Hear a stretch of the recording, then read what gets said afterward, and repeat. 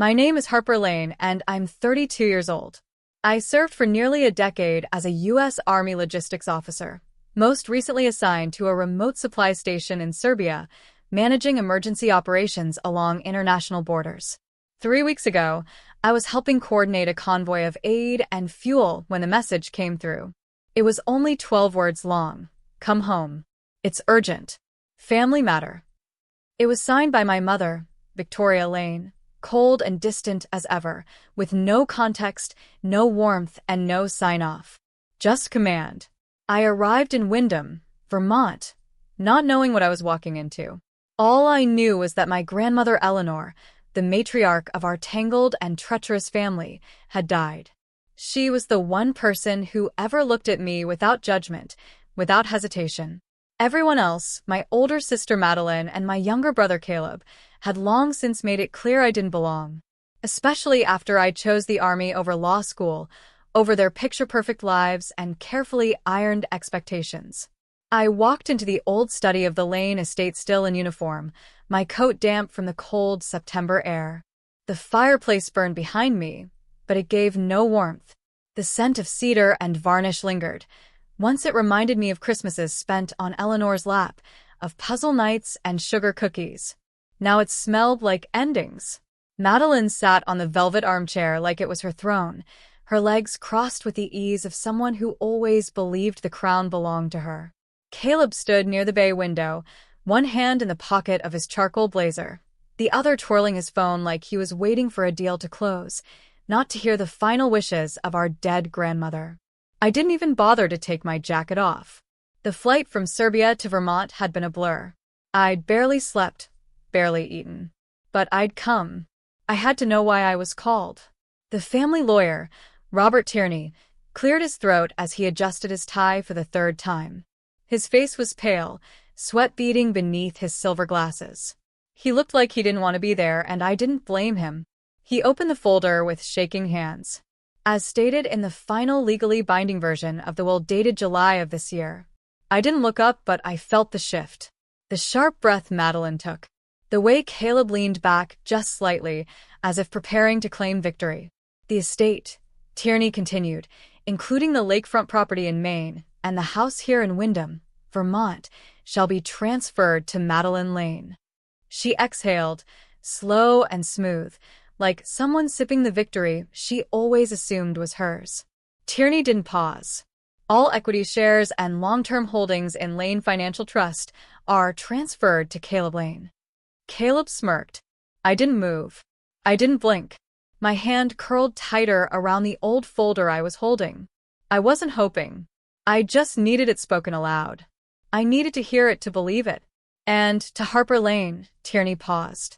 The silence was loud. The cottage at the edge of the estate, known as Cedar Hollow, currently vacant and classified as abandoned structure on the property ledger. There was a silence, so sharp it felt like a blade brushing past my throat. Caleb chuckled. Guess Gran wanted you tucked away nice and quiet. Real poetic. I didn't react. I didn't look at either of them. My fingers traced the grain of the folder's edge. I'll take the cottage, I said simply. I stood before anyone could reply. Behind me, I felt Madeline's eyes trying to read something in my expression. I gave her nothing. My mother sat across the room, silent as ever, her fingers smoothing the hem of her sleeve.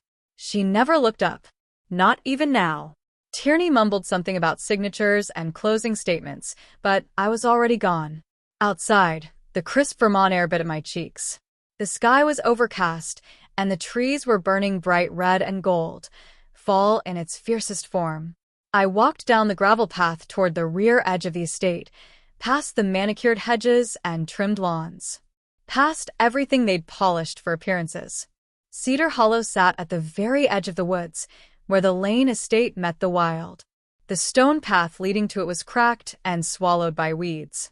The roof sagged, one shutter hung crooked on its hinge. The front door creaked as I pushed it open, revealing dust, silence, and the smell of old pine. The inside hadn't been touched in years. Drapes lay like corpses on the floor. Furniture covered in sheets, cobwebs in the corners. But there was something still alive here, something that didn't quite belong to the past. I found it inside the brickwork of the fireplace, a hollow space behind a loose stone. Inside was a dark blue leather folder, wrapped in twine, with a single note taped to the front. For Harper, not for them. It was her handwriting. My grandmother's. Sharp, slanted, deliberate. I sat down slowly on the dusty couch, heart hammering. I opened the folder carefully, half afraid it might disintegrate in my hands. Inside were 3 labeled documents, one marked Trust, Version 1, another Lane Holdings, internal notes, and a final one titled Meeting Log, July 12th. It wasn't a keepsake. It was a breadcrumb trail. My throat went dry. Most people inherit jewelry, paintings, vacation homes.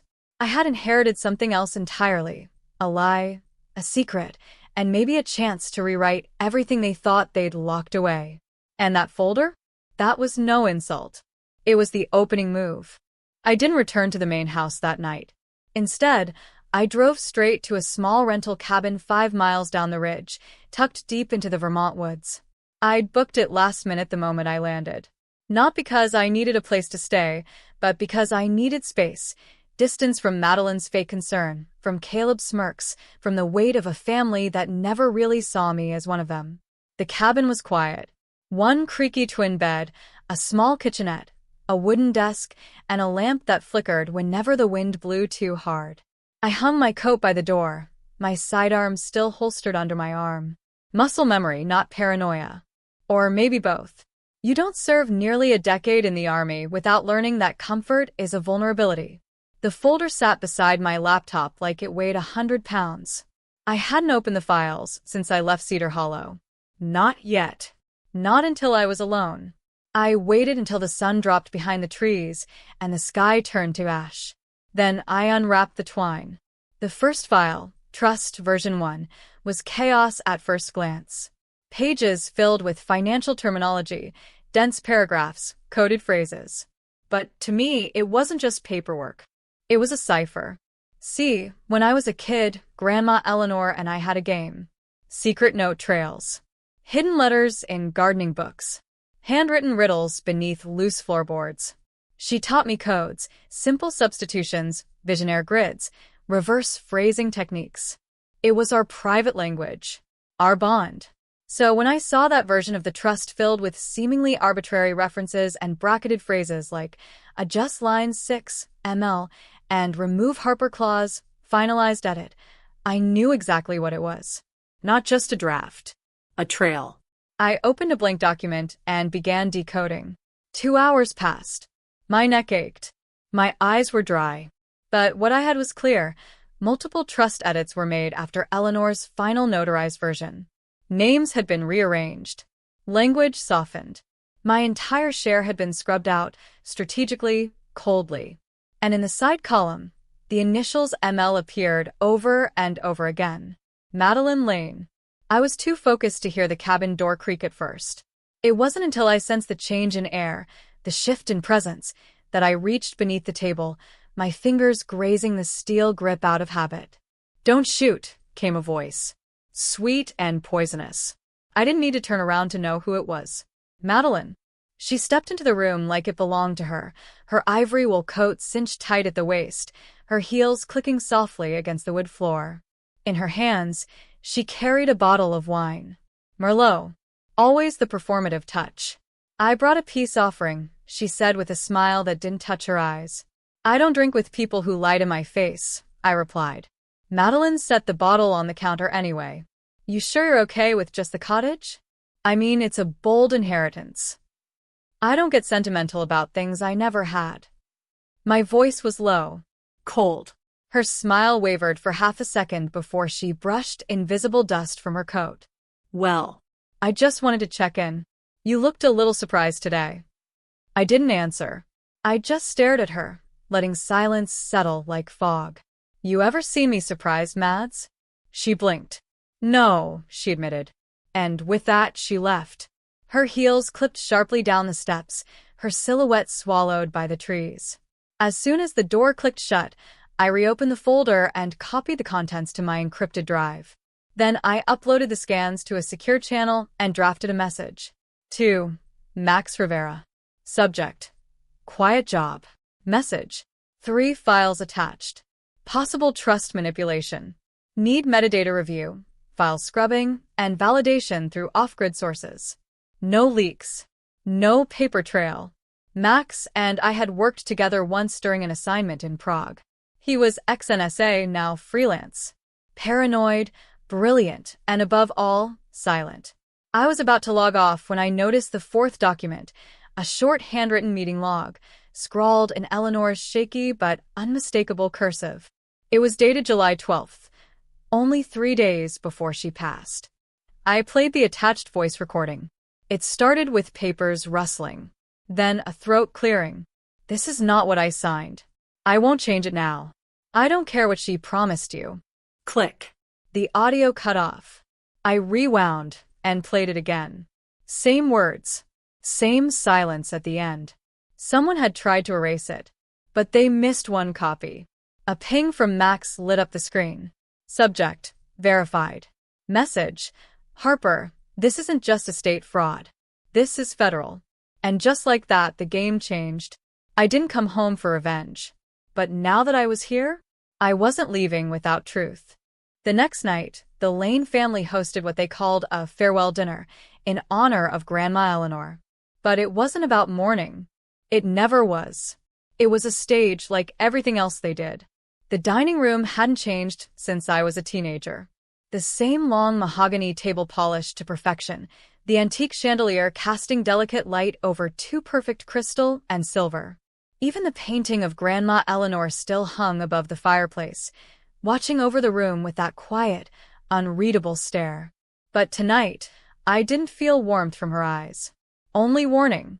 I came for the salmon. I stayed for the betrayal. Madeline raised her wine glass with a theatrical smile. To new beginnings, she said, her voice as smooth as her designer dress. I didn't raise mine. I'm not sure it counts as a beginning when everything's already been carved up behind closed doors. Her laugh was soft, fake. Caleb chuckled too. Always the echo, never the voice. He leaned over the table with a glass in hand. So, Harper, still moving crates and gas cans in war zones? Or have you finally upgraded to pushing pencils? I stabbed a piece of asparagus with my fork and didn't look at him. I coordinate operations. That's more than I can say for someone who coordinates his wardrobe around crypto seminars. He smirked. Madeline sipped her wine like it was validation. Our mother sat 2 seats down, slicing her fish into precise portions. She hadn't said a word since I arrived, not even when I kissed her on the cheek at the door. Across the table, I watched everything like a soldier assessing terrain. Madeline's platinum ring wasn't her usual gem-heavy piece. It was subtle, intentional. Her iPad sat beside her plate, screen face down but always within reach. She locked it between courses, like someone afraid of theft. They thought I was distracted, that I'd roll over, say thank you for the rotting cottage and go back to my lonely cabin in the woods. But I'd read the trust file twice. I knew what I was looking for now. I set my glass down. You've all done well for yourselves. Caleb grinned. Just doing what had to be done. And Eleanor? I asked calmly. She seemed just fine when I saw her last. Said she was updating the will. Madeline's fork paused. Yes, she did, she replied, gaze unwavering. It was complicated, but she did what she thought was right. No, I said, letting the pause stretch like a held breath. She didn't change it. You did. The air tightened. Even the fireplace seemed to quiet behind me. Caleb's eyes shot to Madeline. Our mother blinked, once, but I saw the flicker in her face. Not confusion. Not surprise. Guilt. Madeline, to her credit, didn't flinch. She tilted her head slightly, feigning amusement. Do you have proof of that? I didn't answer. Because I didn't need to, not yet. The question hung in the air like smoke. She wanted me to react, to flash anger, to show my hand.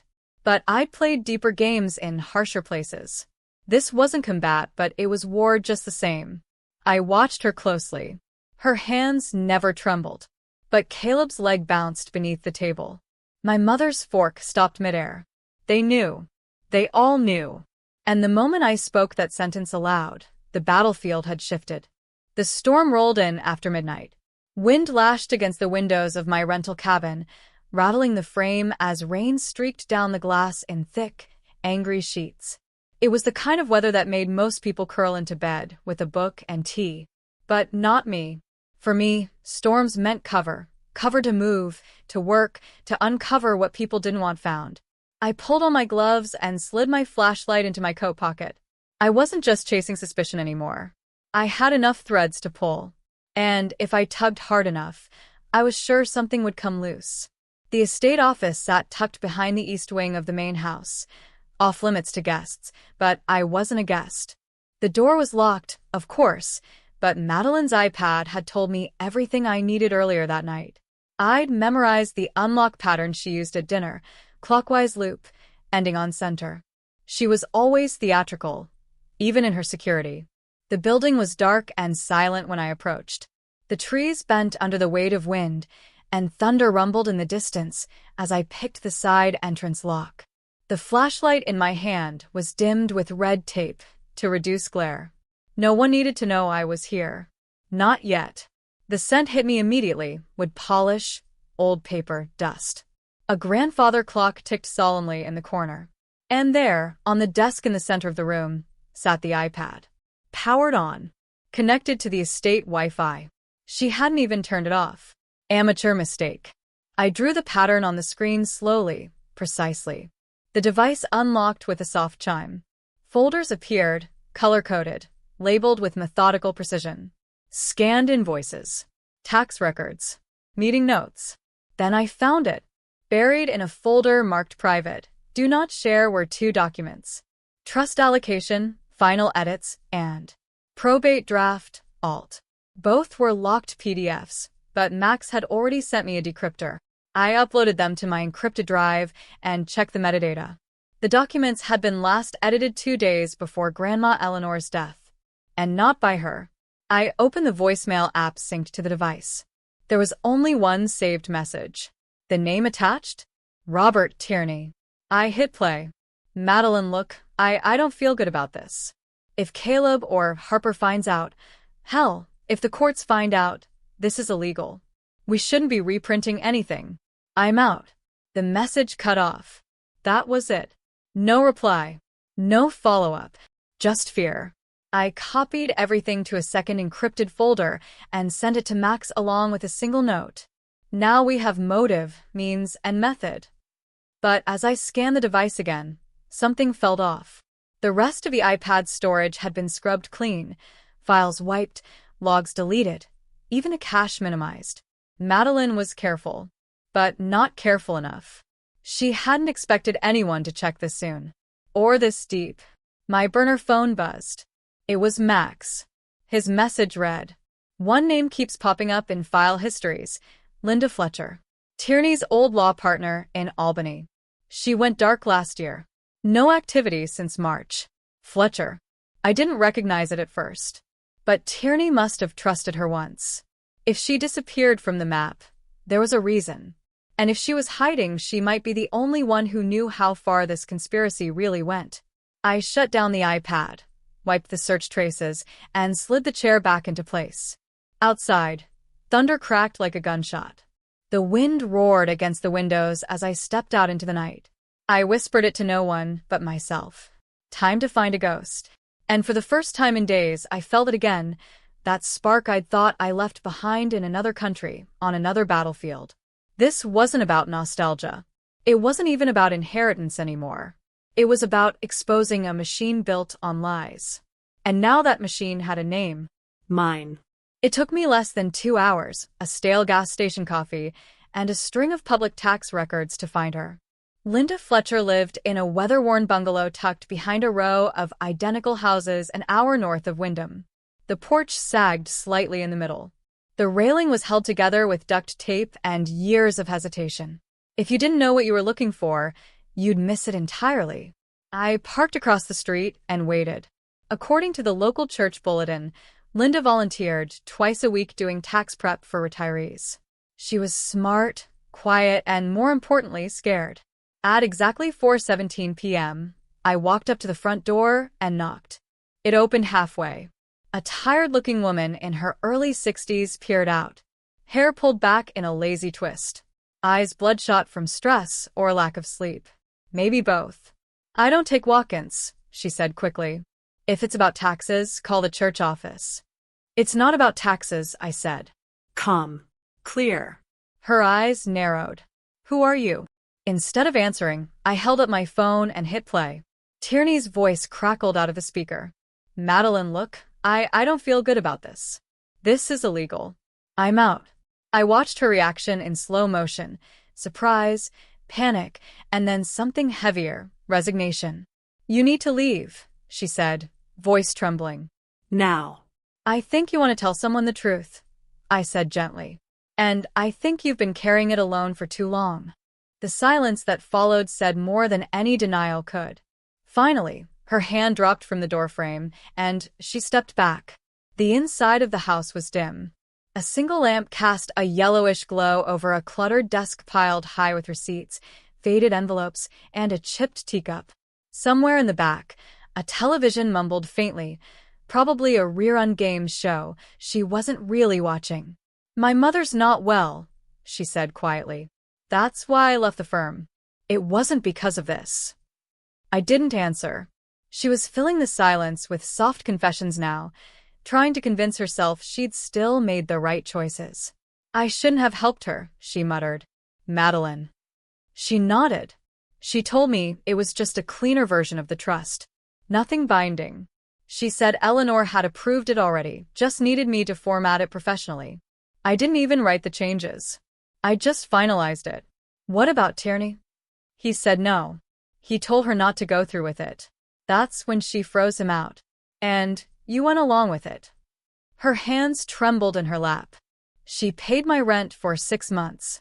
Said it was a consultation gift. I didn't think it would go this far." I reached into my coat pocket and placed a small drive on the table. "Do you still have the correspondence?" Linda didn't answer with words. She opened a drawer, pulled out a plain white envelope, and slid it across the table. "This," she whispered, "is the original will. Signed. Dated. Untouched. Tierney gave it to me the day after Eleanor died. He didn't trust what was happening." I took the envelope gently. Inside was a thin paper file. Taped to the back was an unlabeled document sleeve, not a USB, not a drive. Just a sealed folder containing physical printouts, handwriting notes, financial logs, digital signature sheets. It wasn't just a backup. It was the blueprint of everything Madeline had tried to bury. "Why now?" I asked. "Why are you helping me?" Linda stared down at her hands. "Because I'm tired of being afraid. And because Eleanor trusted me to keep it safe. And I failed her." "No," I said, tucking the folder into my coat. "Not anymore." Outside, the air smelled like wet pavement and pine needles. The clouds above hung low and restless. My phone buzzed as I stepped into the car. It was Max. "Got something?" he asked the second I answered. "Better," I said. "I've got the original will, a time-stamped file, and a witness." On the other end of the line, Max let out a low whistle. "Well then," he said, "let's go federal." The Department of Justice doesn't look like a battlefield. But that day, Marissa Quinn's office did. Sleek glass desk. 3 succulents in matching white pots. A coffee machine too clean to ever be used. But between us, me on one side, Marissa on the other, the table may as well have been a war map. "This timestamp is gold," Marissa said, eyes never leaving her screen as she scrolled through Linda's files. "This folder shows the original version of the trust was finalized and internally acknowledged 2 weeks before your grandmother passed. The so-called final version? That one, submitted by Madeline, was uploaded 5 days after her death." I nodded, arms crossed, spine straight. I hadn't slept in almost 30 hours, but my mind had never been clearer. "And this," she continued, tapping a second monitor, "is even better." Linda's email chain includes subject lines like revisions to Trust Legacy version 4.1. That's not a typo cleanup. That's a full-on substitution. A third screen glowed, with Max's latest edition. An updated forensic breakdown of the document folder, scanned and scrubbed, metadata verified down to the keystroke. It wasn't digital smoke. It was evidence. Marissa clicked the file, opening a spreadsheet mapping asset movements. Max just flagged 3 linked accounts. Cyprus, the UAE, and Luxembourg. All show disbursements from the Lane Trust under shell corporations tied to Madeleine's consultancy. I barely blinked. Her name on paper? No. She used proxies. But Max backtracked the filing structures. Her digital signature appears on 5 internal memos, one of them stamped July 14th, 3 days after Eleanor passed. She was already prepping her version before the original will was even archived. I pulled a thin manila envelope from my coat and slid it across the table.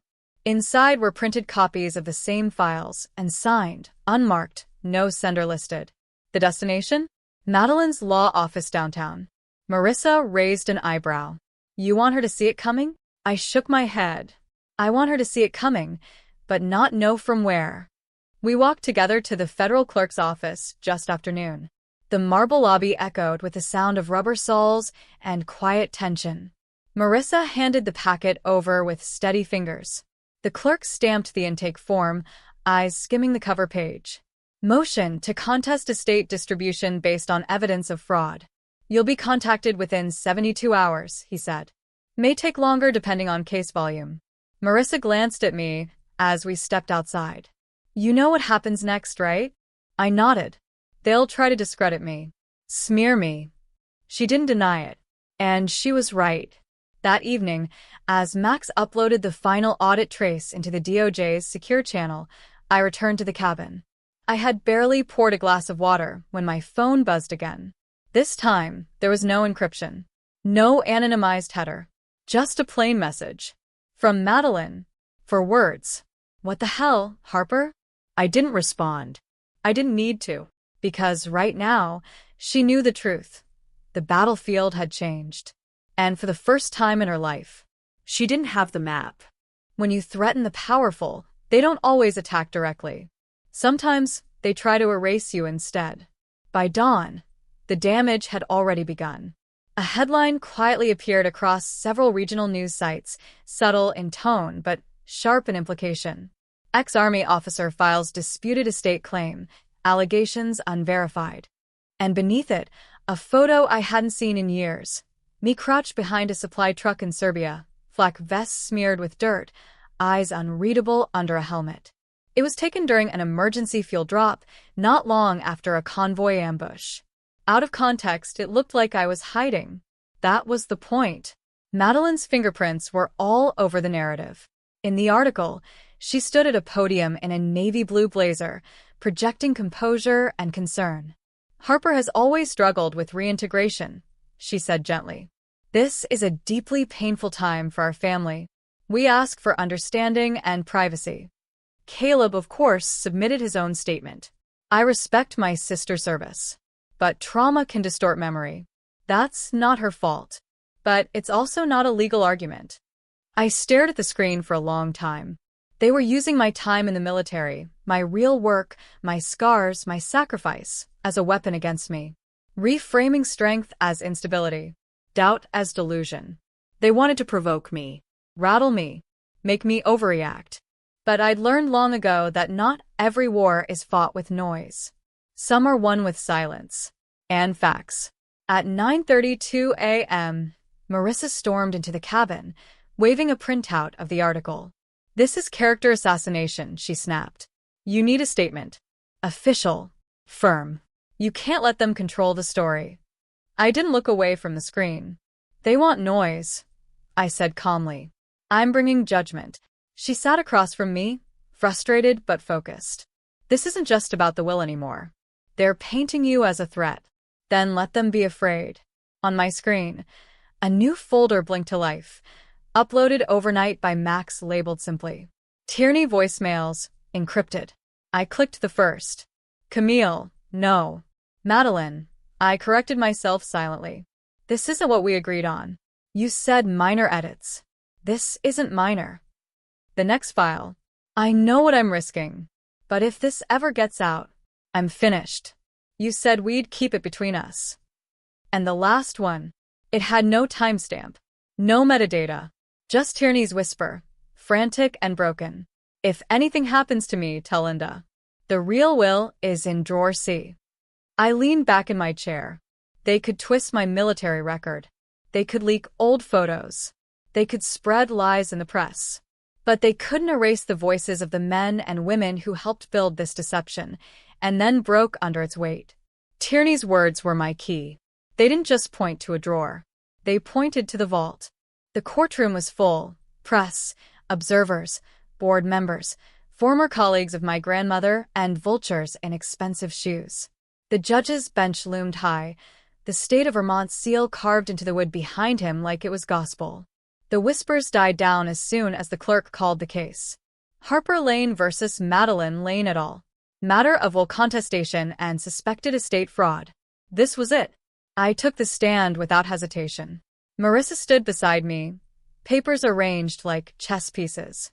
Across the aisle, Madeline wore a pale gray suit, her expression molded into something between concern and disdain. Caleb looked like he hadn't slept in a week. Our mother sat behind them, silent, still, and unreadable. Marissa started with the timeline, Eleanor's health, the original trust, the edits. The moment the deception began, the folder I found hidden inside Cedar Hollow's fireplace was entered as Exhibit A.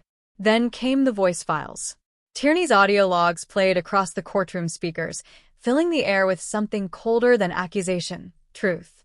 Madeline's lawyer tried to object, digital evidence, unverifiable, lacking chain of custody.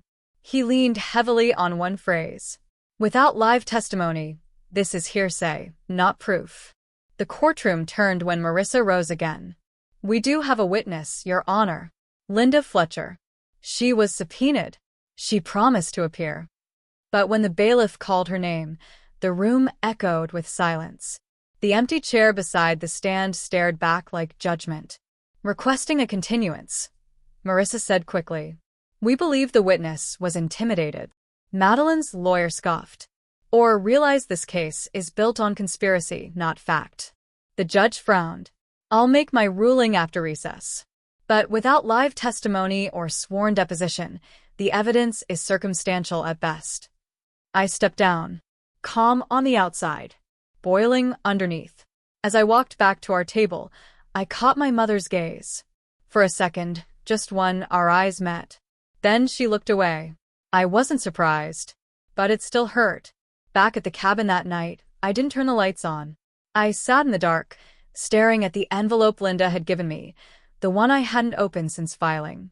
Then, at 7:03 p.m., came a soft knock on the door. No footsteps.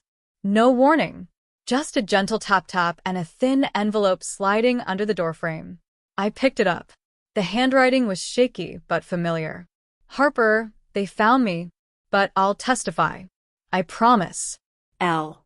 I let the paper sit in my lap for a long time. Then I stood, and I went back to war.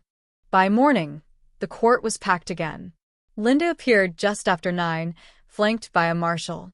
She wore a simple black jacket and looked exhausted but determined. Her sworn deposition was calm, steady, devastating. She confirmed every edit, every call, every lie Madeline told her to deliver. She detailed the original will, the folder, Tierney's warning. Then came the moment that cracked the dam. The original trust left the estate split in 3 equal shares. That's what Eleanor wanted. That's what was signed. Gasps rippled through the room. Madeline's face paled. Caleb sunk deeper into his chair. Her lawyer scrambled. Objection. This video could have been fabricated. Marissa didn't flinch. Your Honor, we cross-verified the metadata. Here's the log, the email header, the access records, and the DOJ file stamp. She dropped the binder on the table with a sound that felt like thunder. The judge reviewed the documents for a long moment. Then, finally, the court finds cause to believe the admitted will was fraudulently altered. All asset transfers are suspended until further review. The original version of the trust shall be used as the legal basis for provisional distribution. He struck the gavel. And just like that, Madeline's empire began to crumble. She didn't say a word as she left the courtroom, but she waited for me at the exit. Her lips curled into a bitter smile. "You think this is over?" she hissed. "You haven't even read the codicil." I frowned. There was no codicil. There is now. The document was presented the next morning, sealed in ivory parchment with a red wax ribbon. Theatrical as hell. Madeline claimed it had been signed 3 days before Eleanor's death. And it cut me out entirely. But I knew something Madeline didn't. On that exact day, Eleanor was unconscious, sedated under full medical supervision. And Max had already pulled Robert Tierney's GPS logs. He was in New Hampshire, not even in the state. We filed an emergency hearing. Photos, medical logs, witness testimony, digital footprints, all aligned. The codicil was fake. And this time, the judge didn't wait to speak. Codicil declared null. Notary record falsified. Escalating to criminal proceedings. Marissa leaned toward me and whispered, "Now she's not just losing the estate. She might lose her license. Maybe even her freedom." I didn't answer. I didn't need to.